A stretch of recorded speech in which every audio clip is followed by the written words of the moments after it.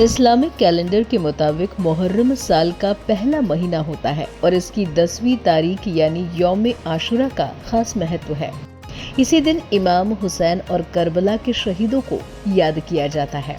बात करते हैं मुहर्रम पर निकलने वाले जुलूस और ताजिया की, तो वो इस साल मुहर्रम की 10वीं तारीख यानी यौम आशुरा के दिन 26 जून 2026 को निकलेगा।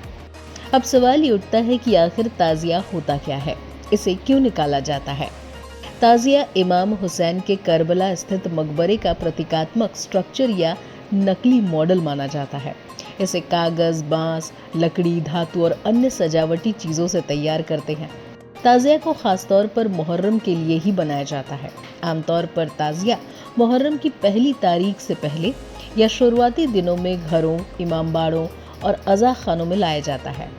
इसके बाद 10वीं मुहर्रम यानी यौम आशुरा के दिन इसे दफन किया जाता है या तय जगह तक लेकर जाते हैं।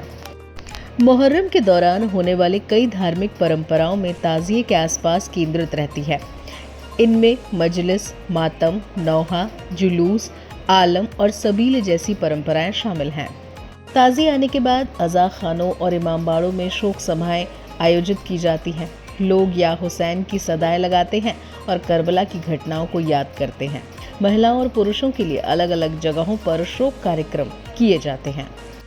ताजिया की शुरुआत को लेकर इतिहासकारों के बीच अलग अलग मान्यता है। हालांकि एक लोकप्रिय मान्यता ये है कि 14वीं शताब्दी के अंत में मंगोल शासक तैमूर ने इस परंपरा को बढ़ावा दिया था। कहा जाता है कि अपने एक अभियान के दौरान तैमूर को करबला में इमाम हुसैन के मकबरे की एक प्रतिकृति मिली थी। इसके बाद उसने अपने सैनिकों को इमाम हुसैन की शहादत को याद करने के लिए उस प्रतिकृति का यूज करने को कहा। माना जाता है कि यहीं से ताजिया जैसे स्ट्रक्चर को लेकर जुलूस निकालने की परंपरा शुरू हुई। हालांकि कई इतिहासकार इस दावे को पूरी तरह प्रमाणित नहीं मानते। कुछ इतिहासकारों का मानना है कि ताजिया परंपरा के शुरुआती प्रमाण मुगल काल में ज्यादा साफ रूप से दिखाई देते हैं।